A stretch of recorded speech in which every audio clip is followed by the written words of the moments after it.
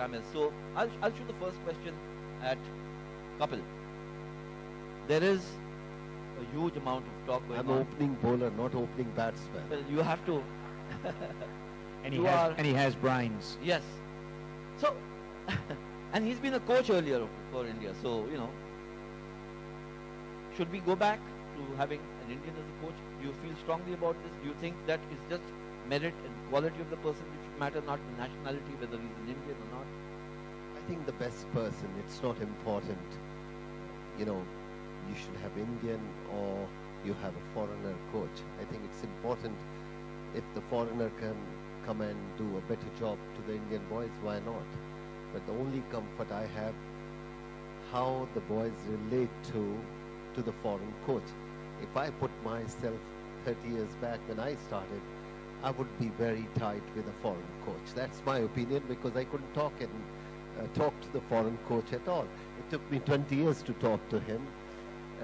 And that's why I feel the language is very, very important. It's comfort. I'm not saying the foreign coach is not good enough, but I think is all the boys can communicate with the foreign coach. That's the only question mark I have. Otherwise, the best person should do the job. But Kapil, you can try sign language if you can't kind of verbalize. But it's not a love game. Okay, but more seriously, we've had a couple of, we've had John Wright, who was very successful. Gary Kirsten was very successful. Duncan Fletcher was not quite as successful. So, is there, Australia went through this thing with Mickey Arthur and then went back to Darren Lehman. Is there a lot of merit in, what he talked about is actually a cultural connect. That he was more comfortable with an Indian coach because the same language, culturally the same. Does that really make a big difference, Brett? Oh, look, I think with the language barrier, definitely. But I'm sort of under the opinion or the expression that it doesn't matter where you come from. If you're a good coach, you can coach young children coming through. I think it's also important that they get a different sort of style of cricket brought into the game. So if you're an Australian cricketer, you might want that West Indian flair, you might want that Indian, that spin, to play on those subcontinent wickets. So it can bring in different sort of ideas and plans. Will they have a local coach? Will they have a Farangi? Who knows? We'll wait and see. You've seen a lot of, Indian cricket since your retirement, and you've had phases when you had John Wright, and you had, Greg Chappell. It didn't quite work out. John Wright worked out very well. Greg Chappell and Duncan Fletcher, not quite so. What's your reading of the situation where the Indian establishment is concerned? If he's my manager, I can say anything he'll believe. But if there is an Indian coach, if a player says something, he knows, because tomorrow the things will come back and say, look, you have a friend all around. So it's a very tricky situation. It's not easy. So I feel Saurav Ganguly started that. He was looking for a comfort level, according to me. At that time, I think there was enough Indian player who could done that job, but he wanted comfort. So he got a lot of discomfort when Greg Chappell came in. Yeah, but most of the time, because he brings his own personality into that. So I personally feel the Indian player, or if I were at that stage also, sometimes you feel you want to control the game or you want the manager to control. When the managers start controlling, it's wrong. I think manager have to manage the thing. The cricketer have to play the game. And when the Greg Chappell happened, he wanted to play the game, which really didn't really work out in that manner. Look, so Brett, you've been the most contemporary of these players. You played till very recently. So there's this talk of having a comfort level and more, the coach is more like a manager, but really there's so much pressure on the information you can tell us or your gut. I'll tell you why. I'm far away from inside. No, I'll tell you why. Let me put it that way. Let's look at the trend, what's happening. Australia have gone to Darren Lehman a couple of years back. England, as I understand today, the news today is that they are not going for Jason Gillespie. They're probably going for Trevor Bayliss. West Indies have gone for Phil Simmons and so on. South Africa have their own bunch of South African ex-cricketers that help them out. Is there a kind of realization which is happening across the cricket world? We are better off with our own because there's so much pressure. Cohabitation becomes easier and so on and so forth. I think cricket is much more open now what it used to be. I think everything is on very, very much, the media is there, everything is, you can see that. So I think the comfort level is come out with your own people. That's what its realization happened. I'm not saying somebody come from Australia or England can't do the job, but as if you see the comfort, that's very important. And the player need a comfort. He doesn't want uncomfortable because you can't perform. And I think India, if we are talking about, our players are very good, very talented. They are not mature. If I talk about Australian, they are much more mature player. They don't need guidance. But I think in our culture, you being 50 years old, still you look up to your father. So it's very, very important. But in Australia, England or South Africa, after 18, they will say, okay, go, look after yourself. Yeah. So it's a very important, the culture what we have, we feel very comfortable. If I had a coach of mine who's senior to me, I should go and feel comfortable to him and say, look, this is what's happening. And that comfort level to the player is more important. The performance, everybody knows they will give it. But if you don't have a comfort and if your manager doesn't give you comfort, then your performance start affecting.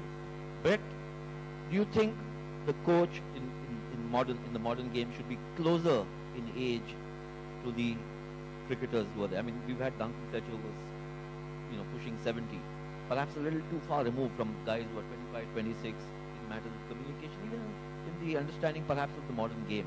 That's one of the criticism that one heard about. Do you think that a player should be, the coach should be closer in age to the players participating? Look, that's a tough question because how old's too old? That's the thing. I mean, how long's a piece of string? So I think you have to work around the fact that if you do have an older coach, you need a lot of younger coaches around, and that's the thing. There might be one head coach, but there's, as Dean said, there's a bowling coach, a batting coach, a fielding coach, a yoga coach. There's so many coaches now that are in the team, but you do need one head coach. I think it is important though that they are in touch with the common game now. We've got 3 different formats of the game. We've got 20-20, the 50 over, and the Test cricket. So I think it is important that a coach this day and age has been through or has been around that era to actually watch it to then pass on that knowledge. I'll let have the last word.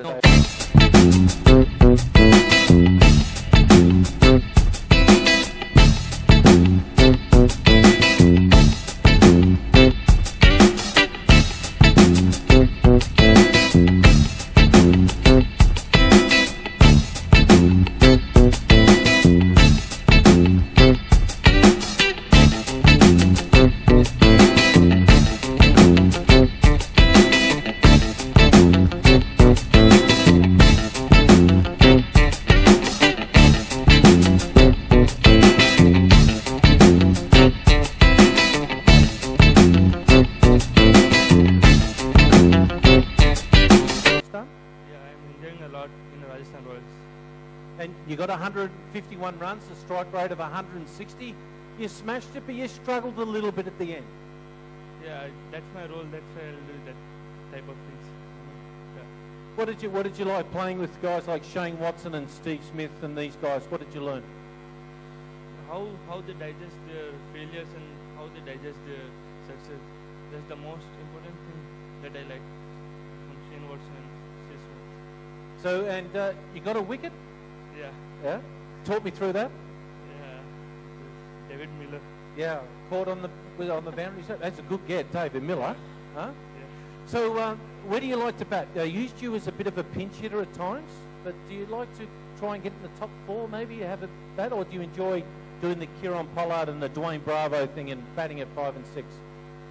This year, that was my role. That's why I batted that number. But for my domestic side, I'll bat it number 4, number 3. And your dreams to become a great player like Sonny Gavaskar and Kapil Dev or something like that, yeah? Yeah. Were they, how old are you now? What? How old are you now? Age? 20. 20. Just trying to remember, did you see Sonny bat at all? No. Yeah. Just say, yeah. Highlights. Highlights, yeah. That was in black and white when we played. Fantastic. And talk to us through who's been your great cricketers that you love the most watching? Is it Sachin, Rahul, Saurav Ganguly, Anil Kumble? Who's the guys you liked as a boy? Rahul sir, I like the most. Rahul, he's pretty special, eh? Yeah. Smart too, because he's your coach and he selects you. No. Very smart, huh? So, all the best, fantastic, well done. Take that home with you and put your hands together for one of the great young finds for the year. Well done, mate. Deepak, hood up. Congratulations, Deepak, and all the very best for the